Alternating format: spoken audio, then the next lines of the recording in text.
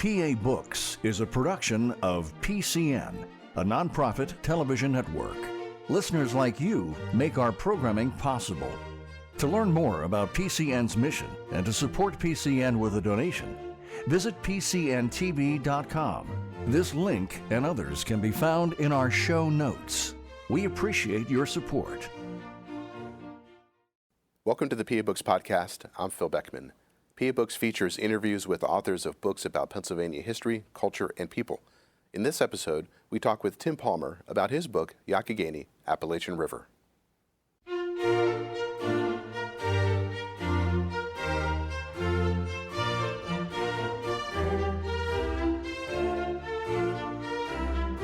This week on PA Books, Tim Palmer, author of Youghiogheny.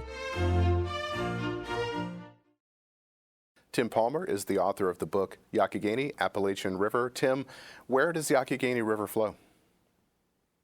The Youghiogheny is a river of southwestern Pennsylvania. It actually begins a little tiny piece of the watershed in West Virginia on Backbone Mountain, which is the Eastern Continental Divide. The east side of that mountain flows into the Potomac River and ultimately the Chesapeake Bay and the Atlantic. And the west side flows into the Youghiogheny, and then the Monongahela, and then the Ohio, Mississippi, and Gulf of Mexico. So the river is down there in the southwestern corner. Uniontown is one of the big cities nearby. The towns along the river are Oakland, Maryland, Confluence, Pennsylvania. Connellsville is the biggest town.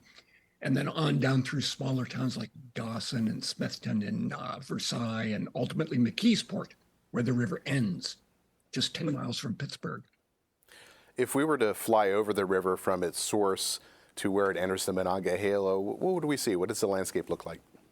Well, I would love to do that. I never had the chance to do that. I've boated it, and I've driven it, and I've bicycled a whole lot of it. But to fly, it would be just fascinating. You'd start at Backbone. And at that point, you're in what the geographers call the Ridge and Valley province of the Appalachian Mountains. So there are these elegant, beautiful, absolutely parallel ridge lines that have been pushed up by tectonic forces going back 300 million years to the original formation of North America. There are about 15 of these ridges, and they trend in a northeast-southwest direction. And Backbone is the first one in the Youghiogheny watershed, and then others follow. The final two are Laurel Hill and Chestnut Ridge, which are real landmarks of southwestern Pennsylvania. And then that Ridge and Valley province kind of coasts out with foothills of the Allegheny Plateau or the kind of Appalachian foothills down to the Monongahela River. So flying over, we'd see mostly a forested landscape for the first half of the watershed, these elegant ridges with valleys in between, and then a whole lot of more jumbled foothills with the river winding among them, and a mixture of small towns and farmland and strip mines and whatnot down to McKeesport. Now, you write in the book that geologists say that this area was south of the equator at one point, and that the river itself is an antecedent river, that it was there before the mountains were there. Can you talk about the geology of that area? Yeah, that's interesting. So I mentioned those mountains came up back to as long as 300 million years ago. The river was already on its essential route at that time. And as the mountains rose up, the river continued to cross-cut down through them. This is what geographers call an antecedent river. It was there before the mountains. And that's what gives us these spectacular gaps and gorges through the mountains in places like Ohiopyle, where it's just come out of the Laurel Hill uprising and then drops into its cross-section of Chestnut Ridge. So, and below that, it winds more erratically through the foothills. But that's kind of the fundament of the geology. There are a lot of other interesting things. There was once a giant glacial lake that flooded what's now the lower end of the Youghiogheny many years ago. Now, was the river, is it navigable? Was it used for commercial transportation? I mean, we know it's used for whitewater rafting and kayaking, but was it used more for transportation at some point? No, it really wasn't very much. No less than George Washington wanted to have a canal route along the Youghiogheny, but that never really came to be. In fact, he got to what's now Ohiopyle and said, yeah, forget it. This is not going to work. And so it never really did open up too much in the commercial, boating realm, except the very bottom of the river, which is actually now flooded by an Army Corps of Engineer dam on the Monongahela, intending to make the Mon navigable to big industry barges, which it is. But kind of as a spin-off of that, it also flooded up the lower few miles of the Yough, but that's just a minor amount. No, most of the boating there is whitewater and kind of quiet whitewater boating in many sections now, from Maryland down through Pennsylvania. And since the river has been cleaned up quite a bit in its lower half, we're now seeing a lot of recreational boating on the gentler flows of the river from Connellsville down to McKeesport, something I didn't see much at all when I wrote my first edition of this book 40 years ago. The changes that I've seen from that time to now were really fascinating to me. That's just one of them. Well, let's go back to that time. And what was it that spurred you to write this book in the 1980s? So this goes way back for me. I mean, way back. My ancestors first went to the Youghiogheny in, get this, 1787. There were Revolutionary War grants for people who fought in the Revolutionary War, including my ancestors. And so they moved to a place called Jockey Hollow along the Youghiogheny, which is now flooded by Youghiogheny Dam above above Confluence. And so I've had relatives there ever since. A branch of the family soon moved to what's now Ohiopyle. My great-grandfather actually built the big grain mill that still is there in Ohiopyle. It's now used as a store for one of the big outfitters, Mark McCarty, who has the company Laurel Highland River Tours. My great-grandfather built and owned and operated that as a real grain mill. And my great-grandmother and he lived in a home that was torn down when the state park was started.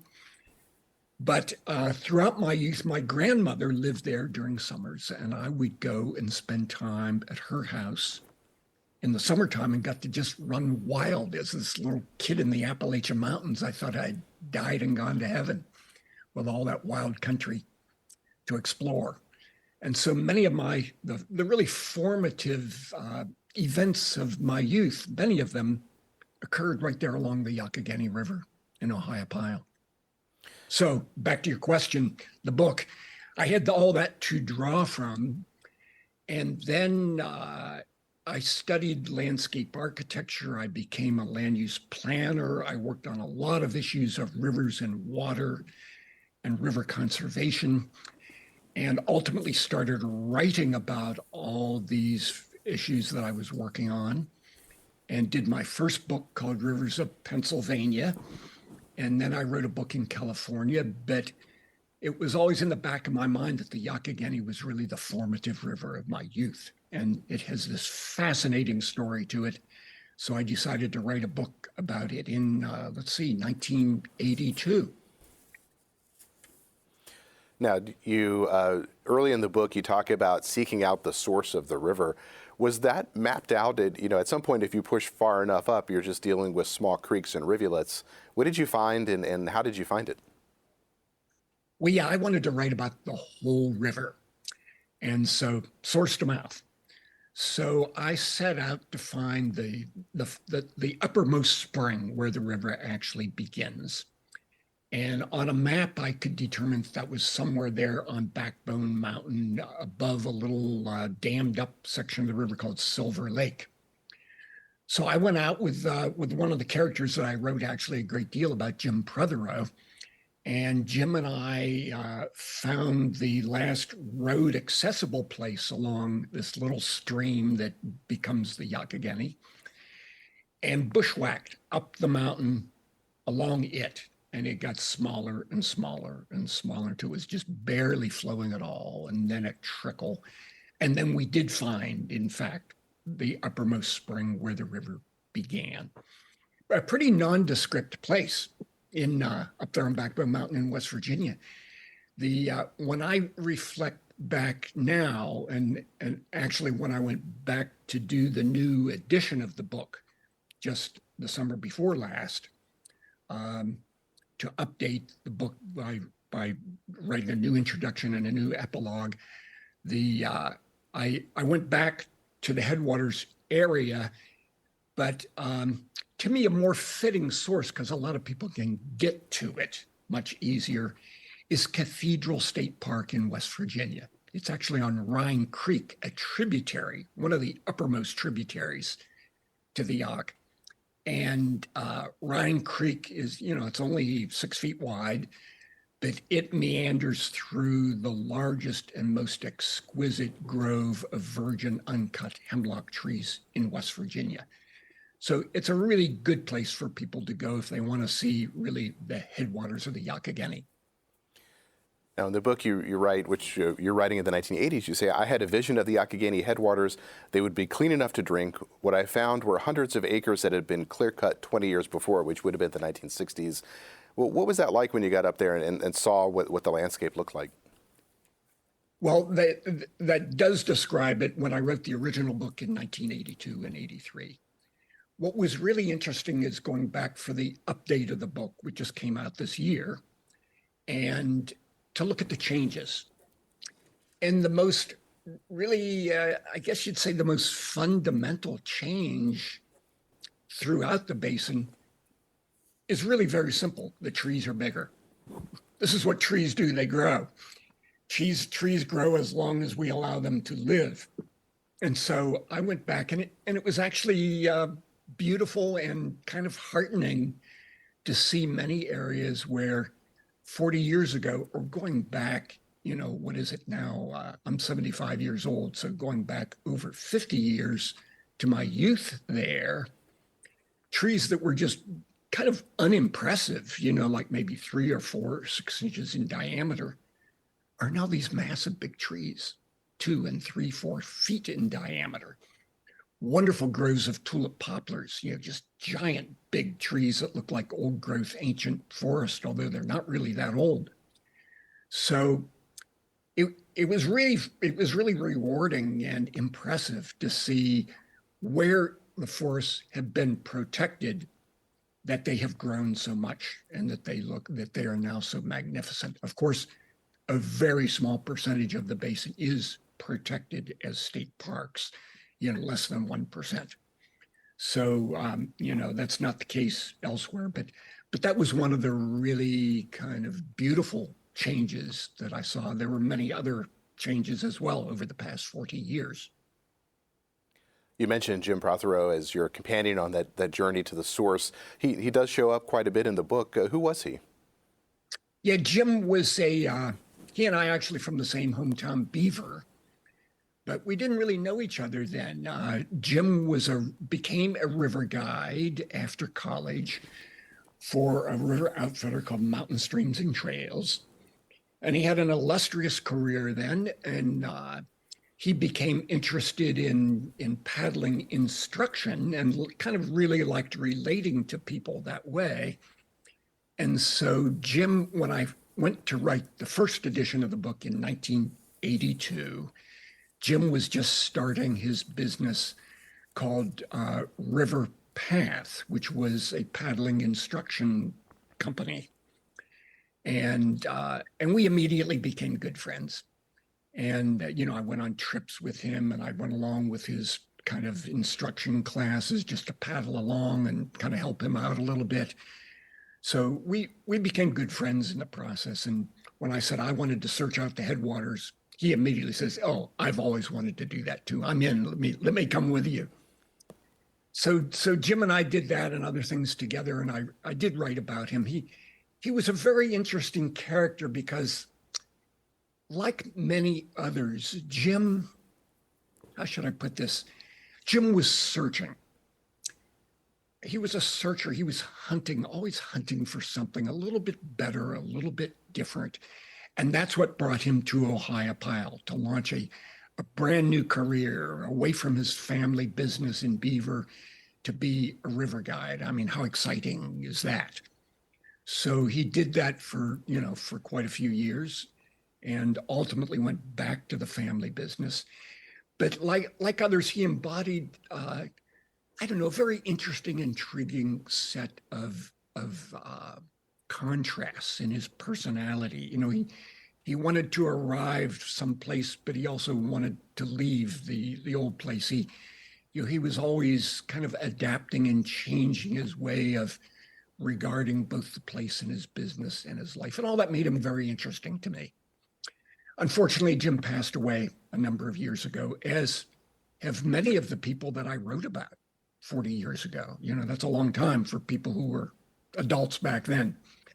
So it was kind of a bittersweet journey going back to write the new edition of the book, to write the epilogue, which brings much of the book, the important issues, up to date, because a lot of the old people are gone. In a very hopeful note, the children of some of those people are now running the river companies and doing the businesses and living there along the river.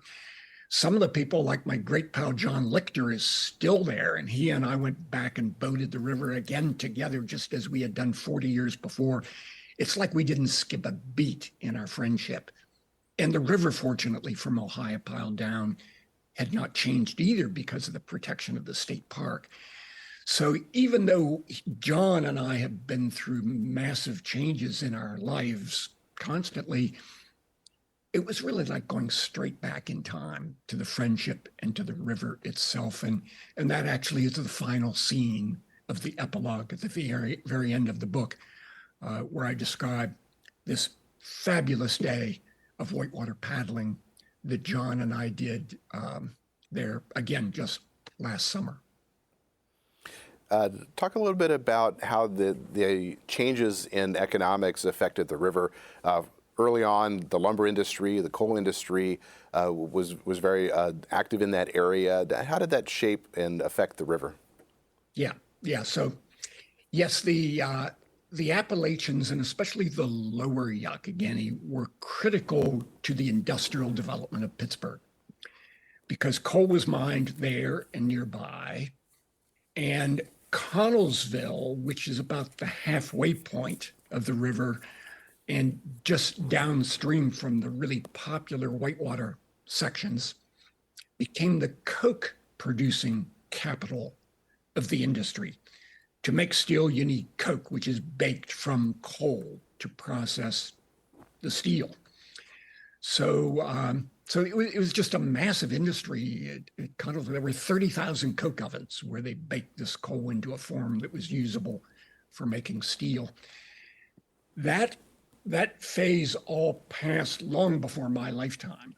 And and those towns that had lived off that industrial boom were now bust, and they became kind of like we would imagine hardcore Appalachia, with the economic difficulties and the poverty and the massive outmigration of people that incurred there. And so early on, the lower river was a big industrial river. The upper river had a lot of mining, including coal mining by relatives of mine in Ohiopyle and nearby. And then there was lingering coal mining and a lot of strip mining that came in the 50s and 60s and 70s. And most of this was with very little regard for the river or the water quality or water supply or pollution or the future. So essentially, the Youghiogheny became sterilized by acid mine drainage. The whole upper half of the river, many of the tributaries, just the day glow orange of acid mine drainage, including a stream like Cucumber Run, which has Cucumber Falls right in Ohiopyle State Park. It's one of the most elegant waterfalls in Pennsylvania. But when I was a kid, it was just a polluted mess of day glow orange iron precipitate from the mines. So moving forward in the 60s, we began to regulate strip mining. Controls came slowly into place there. The mines that were continuing to function, were somewhat better controlled and regulated. And then more recently, the downturn in coal mining meant that a lot of those mines have closed. Meanwhile, there was a lot of interest through the 70s and 80s and 90s and continuing today to reclaim areas that were not reclaimed. Most of the mines in the old days were just abandoned and the owner's gone. You can't even find them. So, they took the profits and left us with a polluted mess, which taxpayers have now spent billions of dollars on trying to reclaim and bring back. And fortunately, we have brought back a lot of those streams and a lot of those sections of the river. Where the Youghiogheny itself, when I wrote the first book 40 years ago, there was really no good fishing along it. And now it's a kind of a trout fishing highlight of the Appalachians, and people come from far around to fish for trout in the below Youghiogheny Dam and above Connellsville.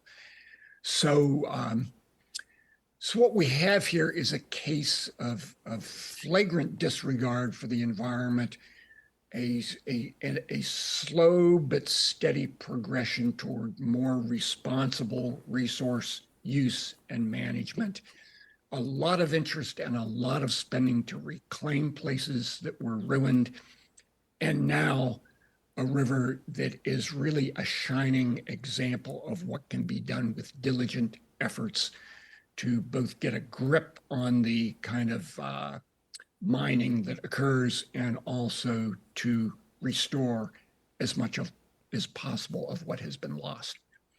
So to me, it's a very, it's a wonderful story of taking responsibility and enacting programs and policies and measures to restore a place of magnificent natural qualities so that we can enjoy them again and so that we have them for all the generations to come.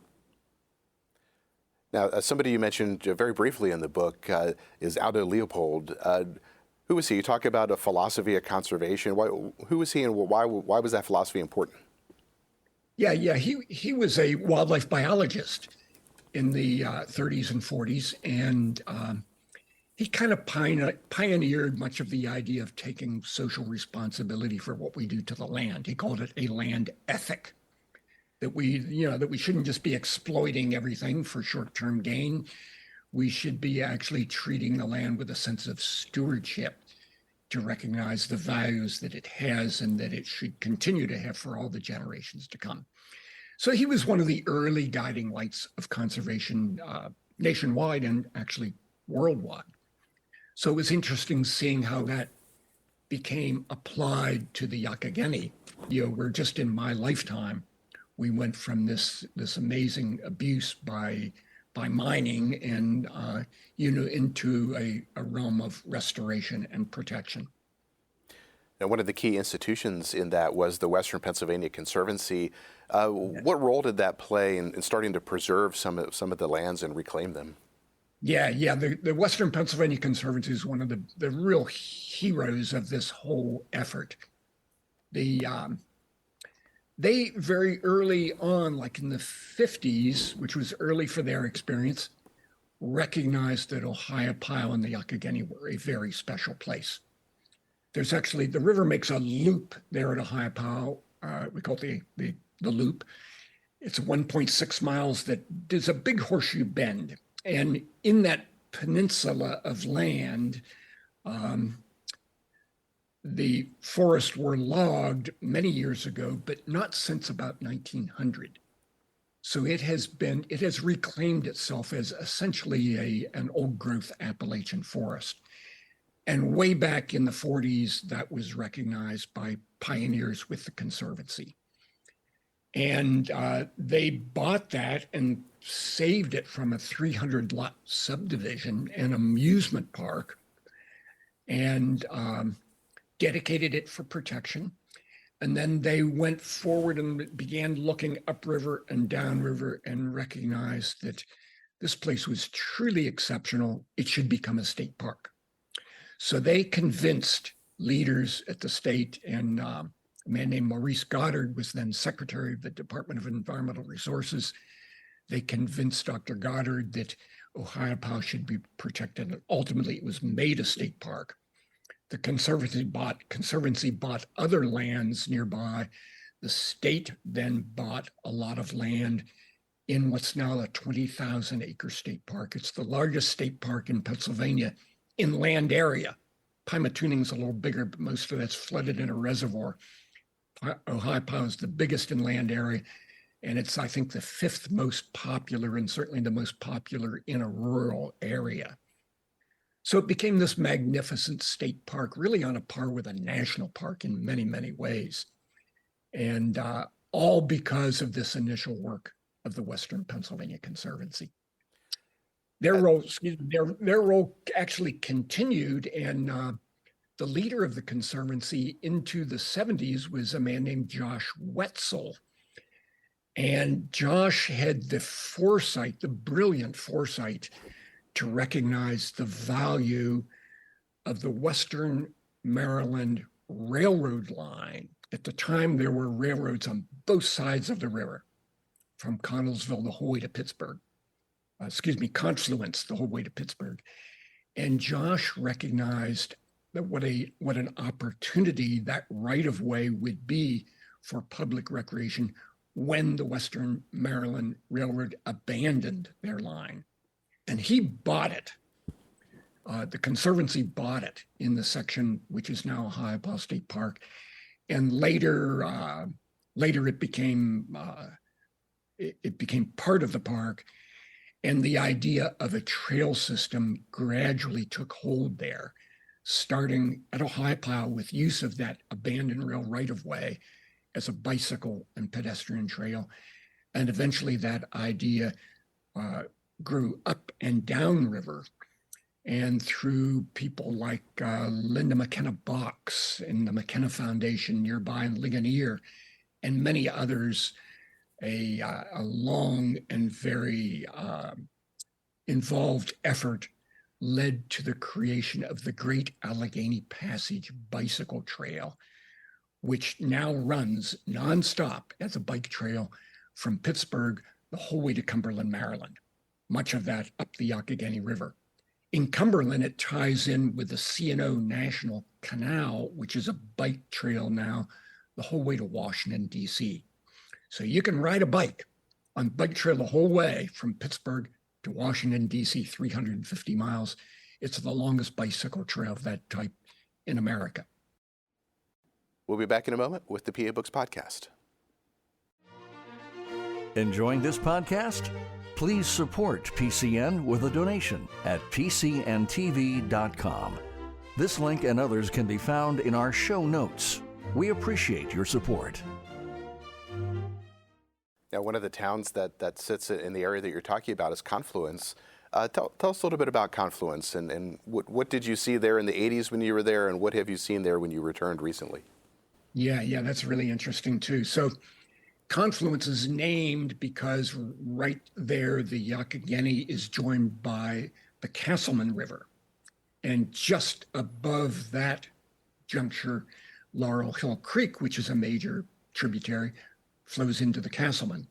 So it's a confluence or flowing together of these three streams. That's why they named the town what they did. It was also called Turkey Foot because these three rivers kind of look like a diagram of a turkey's foot. But it's this wonderful little Appalachian town there on the floodplain below the dam and along the river. And when I wrote the book, it was just kind of a sleepy little Appalachian burg, and there was not a whole lot of activity. And so I came back 40 years later, and it's been discovered to a certain extent. A lot of the homes have been bought up by outside people who use them as vacation homes or vacation rentals. And there's still a lot of local people who live there, but not as many. And the homes are kind of spruced up a lot more. They're painted and there are new additions on them. There's a lot of that sort of thing. But still, the old Appalachian character still persists, which I was glad to see. And there are businesses along the river now that are serving as the new economy of the region as mining, declined, recreation ascended. And, as I mentioned before, there's trout fishing guides that live there now, and whitewater boating, and the bike trail is a big economic boon to the area. An economic study done of the bike trail found that it contributed to the local economy to the tune of $800,000 per mile.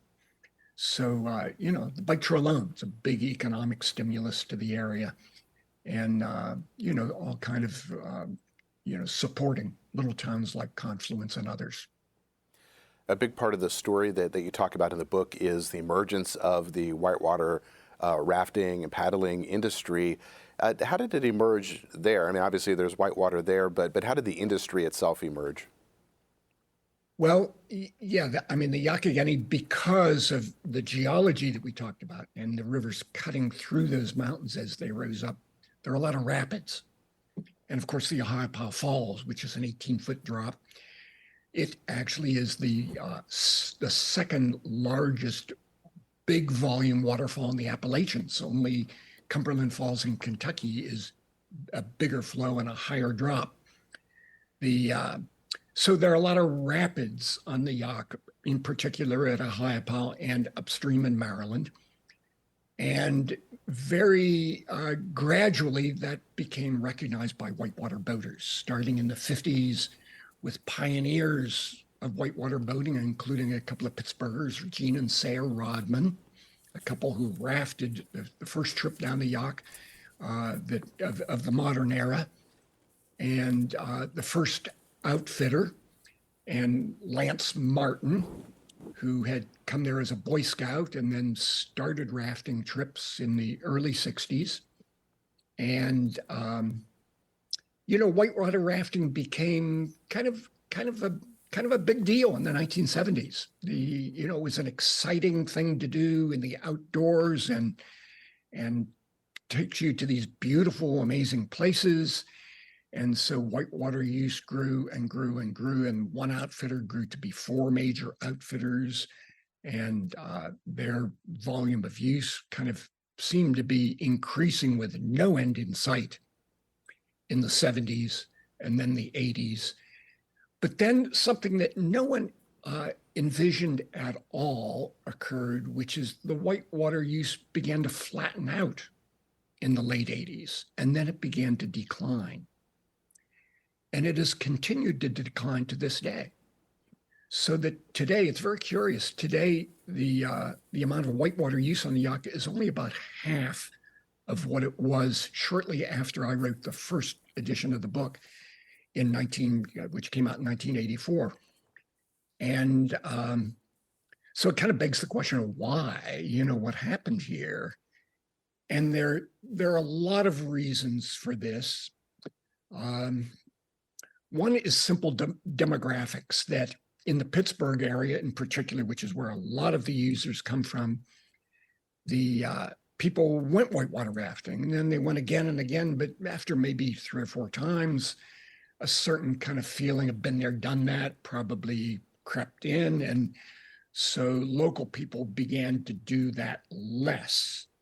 And the growth part of the industry then was dependent on young people getting older and people moving into the area, both of which occurred, but not nearly at the rate that people had originally been rushing there to experience the amazing whitewater. So that's just one reason. Another is that kind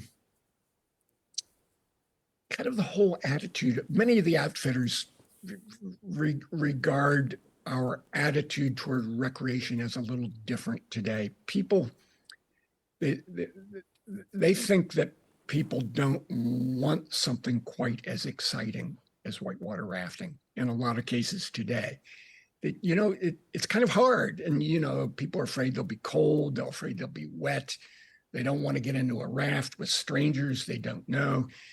These kind of things began to be more part of the public consciousness, which they weren't in what is regarded as kind of a more adventurous era of American society.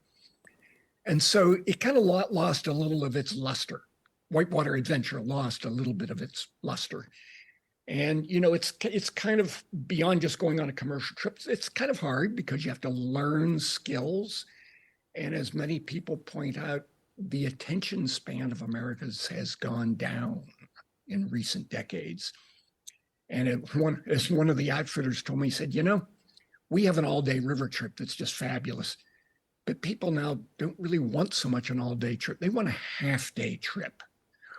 Or maybe they even want a 1-hour trip, or some of them even just want a 10-minute trip, which I concluded is precisely how long it takes to go down an urban water slide, counting waiting in line. So the attention span has decreased, and people don't want to invest so much time and psychic energy into this kind of adventure. So, it lost a little bit of its appeal that way too. And of course, everything is so digital and electronic today, and young people are, of course, obsessed by their phones and by constant communication. And, they're doing a lot more of that and a lot less of outside physical activity and adventurous pursuits. So all of these things come into play, causing the amount of whitewater use to decline. There's a good side to this trend, and that is that when I wrote the book, there were 80-person commercial trips launching every half hour. And in between were all the private boaters, the non-commercial boaters that wanted to go down the river, launching on the 15-minute. It was a mob scene. I mean, it was a really crowded, busy river. I have photos of it, just boat jams where you had to wait in line to go through rapids. You pretty much don't have that anymore. Now you can kind of take your boat, go down a river, sign up, get your permit, pay your nominal fee, get on the water and have a great day of paddling without those kind of crowds and pressure. And in a way, it's like going back in time to before the river became what many of us considered to be overcrowded. So that's sort of a good thing. Another really interesting related movement here is that when I wrote the first book, there was no bicycle trail along the river and along the railroad grade. Now there is. It's a wonderful facility. It appeals to just everybody. And there are actually far more bicyclists now in Ohiopyle than there are whitewater paddlers. So while whitewater kind of declined in popularity, biking use surged and continues to do so. Early on, as some of the pioneers of whitewater paddling were starting to come into that area, they ran into the challenge of how do you get to the river, and some of the people who own the property there expressed hostility towards these boaters. Can you talk a little bit about that? Yeah. This is not Ohiopyle. This is upstream of that in Maryland. In Ohiopyle, where most of the whitewater activity is, and in Confluence, the state park was started really prior to the revolution and boom in whitewater use. So paddlers then were dealing not with private landowners, but with the state park. That's a whole separate story. The park had to develop a whole new management paradigm to deal with whitewater use. Never before encountered anywhere in the country. I mean, the park managers like Larry Adams, who was the park manager at the time, they crafted a program of management just from scratch. And it was an amazing thing to watch and to follow, which I did in the book. But upstream in Maryland, above Confluence is Youghiogheny Dam, and above the 17-mile-long reservoir is the state line between Pennsylvania and Maryland, little town of Friendsville, and then a very wild 8-mile section of river up to a bridge at a little stream called Sang Run. And between Sang Run and Friendsville are extreme whitewater rapids, bigger, much more difficult than what we have at Ohiopyle. So as whitewater paddling became, more kind of ingrained in the culture, and as paddlers developed greater and greater skills, and as the kind of boat designs evolved in order to allow you to do harder and steeper and rockier rapids, this section of the Yacht, Sang Run to Friendsville, became a popular boating area. It was also severely limited because the only time there's enough flow there is when a hydroelectric plant upstream in Maryland at Deep Creek released water from their hydro dam to produce power. That gave enough water for floaters to do that 8-mile section, but only in limited hours on limited days of the week. So to get to your question, at that time, the Sang Run site was privately owned. Much of it still is, but at that point, all of it was. And we're kind of talking about backwoods Appalachia here. And the people living along the river there had been doing so for all of their lives and their parents' lives, generations there. And they didn't like these whitewater boaters coming around. They just didn't like it. They didn't understand them. It was kind of a different culture. It wasn't their, they fished and stuff, but they just didn't like boating at all. So they tried to keep boaters off of that land. And that was still the case when I wrote the first book. So I wanted to see this section of the river in order to write about it. So with an expert guide who I knew, Steve Martin, we went up there, and at the time you couldn't use private land at all to get on the river. You had to use the bridge, which is public property, throw your raft off the bridge with a rope on it, tie it to the bridge pile, climb down the pier of the bridge, jump into your boat and go. Hopefully before Rusty Thomas would show up with his shotgun. And so it was this kind of ridiculous scene, boaters kind of sneaking onto the river to evade the landowners who didn't want them there. Well, that was all still shaking out when I wrote the first version of the book, and there was a lot of conflict and really not much clue how it was going to be resolved. But as it turns out, it was resolved quite fairly and congenially over the years. And even Rusty ended up leasing his land for a commercial outfitter eventually.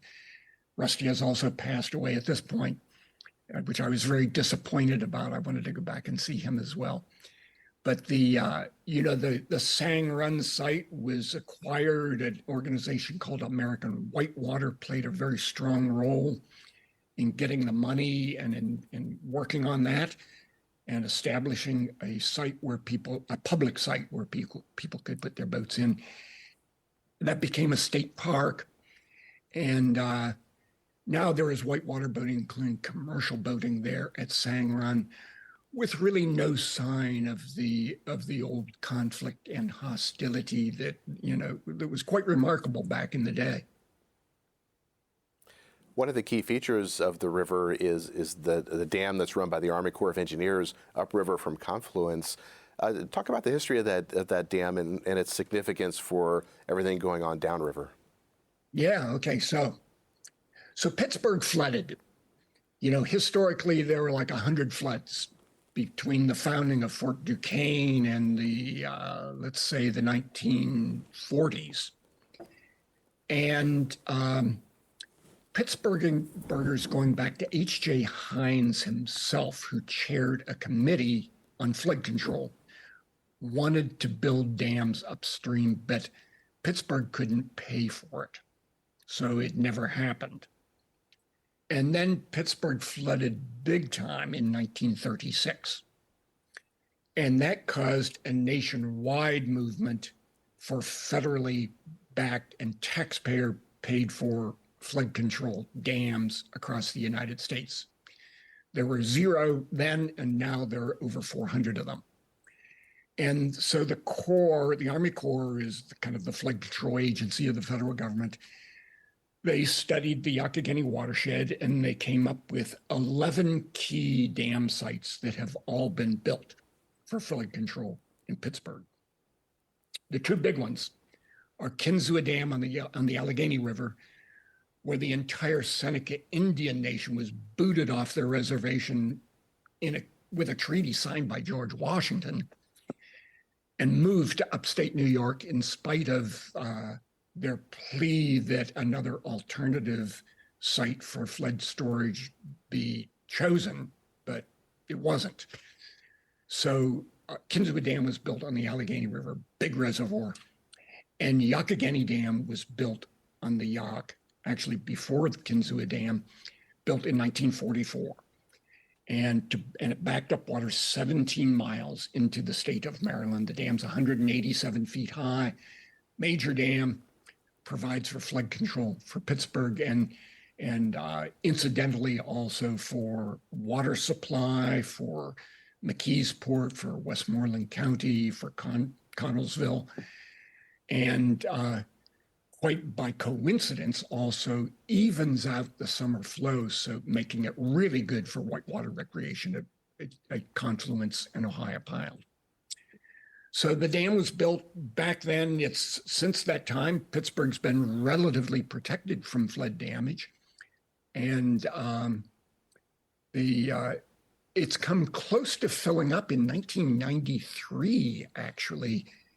A rainstorm of 11 inches upstream caused the water in the reservoir to rise to within 6 feet of the spillway of the dam. The spillway is a place where water can flow over the dam, but not over the breast of the dam. It's a little bit lower than that because if it goes over the breast of the dam is seriously compromised. It's designed to flow over the spillway. We came within 6 feet of that in 1993. And any flow over the spillway is a very serious flooding event because spillways can be damaged and destroyed and hazardous. And now we're facing a climatic future where floods are getting bigger because storms are wetter and drenching us with more rain in the age of global warming, because a warmer atmosphere holds more water, causes more rainstorms, bigger rainstorms. So, it kind of raises the question of flooding dangers again. And, anybody downstream would be wise to avoid building on the floodplain there, even with the dam that's there today. So as you go downstream from Ohiopyle and you get closer to the Monongahela, how does the river change? Well, the gradient decreases. Below Ohiopyle are the last big rapids in this section between there and Connellsville. The final of 3 dams is at Connellsville. It's a low dam about 6 feet high that backs up the water for the water supply outtakes. And at that point, you're exiting the Appalachian Mountains. You've come through the gap in Chestnut Ridge. You're now in the foothills of the Appalachians. So the gradient of the river is much less. It's just basically gentle flows and riffles for the most part after that for another 60 or 70 miles to McKeesport. So the flow is gentler. There are a lot of little towns along the river. There are roads that cross and bridges more frequently. Another really interesting transition there, though, is that I mentioned the early industrial age with the coke ovens and all that. The lower Yough was definitely an industrial corridor with a lot of big industry along the shores. That was pretty much all abandoned many, many years ago. So today, almost this entire lower river corridor has been reclaimed, at least somewhat, by nature. So it's a greenway now. And with the bike trail especially, it's like this 60-mile-long linear park with much cleaner water, with forests that are recovering with bigger trees. Now a bike trail, so you can bicycle the whole way through it. It's become this incredible recreation attraction, which was once an industrial corridor. So, that's one of the really remarkable transition in the use of that river. The river is also much cleaner than it was. I mean, it was pathetic in my youth. And even when I wrote the first version of the book in 1982, my buddy Mike McCarty and I paddled the length of the lower river the whole way into Pittsburgh. And there were a lot of little streams coming in, especially along all these little towns, that had just raw sewage in them. It was just gray, milky looking, stinking water coming into the river then. We didn't want to go swimming there or anything. And today, most of that is cleaned up, not all of it. A group called Mountain Watershed Association and its affiliated Youghiogheny River Keeper are still working hard to resolve additional problems that remain there in the lower river from sewage and even more so from acid mine drainage. But the really egregious problems, that really stunk to high heaven, those are pretty much gone now. And the water looks good, you don't hesitate to swim or to jump in. So it's again, another one of those great bright spots. Kind of working in the other direction from this decline of mining and mine pollution is the fracking industry for natural gas. There is natural gas in much of the basin, and the lower part of the river in particular has seen a boom in fracking wells for methane gas. And, you'd think we would have learned something from 200 years of polluting the rivers with coal mine acid, but we made many of the same mistakes now in the era of fracking, where massive amounts of water are taken out because it's needed by that industry. There are a lot of toxic chemicals and polluted water that's forced into the wells to frack the geologic structures and get the gas out. This polluted water is then either re-injected or taken to sewage treatment plants, which are ill-equipped to deal with it, or in some cases just dumped back in streams. So, it presents a whole new set of challenges there to accompany this great sense of success and recovery that we've also seen. Talk about the meaning of the word Youghiogheny. You mentioned that the earliest reference was a caption drawn on a map from 1737. What do we know about the word itself? Well, there were many, many spellings of it and different interpretations of the meaning from the local natives' language, the Indians that occupied the area originally. It means something to the effect of river flowing in a roundabout direction. As the Yaugh does wind around, it flows mostly north, which not a whole lot of rivers do. And then in places like Victoria Flats below, Confluence, and the big loop at Ohiopyle, it really curves around in kind of an extreme way. So you can definitely see how they would have had that name, but fundamentally it means river flowing in a roundabout direction or in big curves. Ohiopyle it likely meant something to the effect of white frothy water, which it definitely is at Ohiopyle and the rapids below there. How did you become involved in conservation? Well, that's that goes way back too, Phil. Like I said, I grew up visiting Ohiopyle. And so I still remember this so vividly. There was one summer night I was there. I was living at my grandmother's house, visiting her for like a couple of weeks or more, running free in the mountains, like I said. One night I wandered downstream from Ohiopyle to the big flat rocky formations that are at Entrance Rapid, the first big rapid below the town. And I remember there late in the day, sitting down on the big slab of sandstone and leaning back against another rock and just watching that river flow. And I became mesmerized in a sense by the flow of the water and the sound of it and the smell of the rhododendrons blooming behind me. And I stayed there, and essentially the rest of the world just disappeared for me. It could have been 100 miles away. And I realized then, eventually, that this place was perfect. And even as a 12-year-old, I realized and knew why it was perfect. It was perfect for the simple reason that it was left alone. It was natural. And that kind of awareness, that kind of knowledge kind of seeped into me in a very deep way and stayed with me. And I became interested in rivers. I became interested in the environment. I went to Penn State. I studied landscape architecture. I ran the first Earth Day there. And when I graduated, I got a job in planning, which included river conservation work and eventually writing about rivers as well.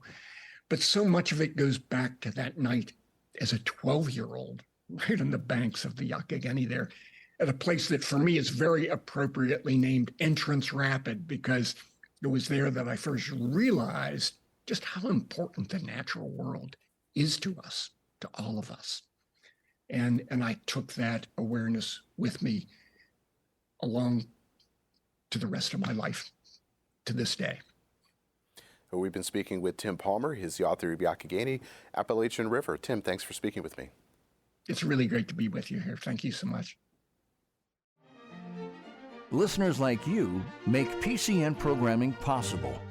Full episodes of PA Books, as well as other PCN programs, are available to stream with the PCN Select app. To learn more about PCN's mission and to support PCN with a donation, visit pcntv.com. This link and others can be found in our show notes. We appreciate your support.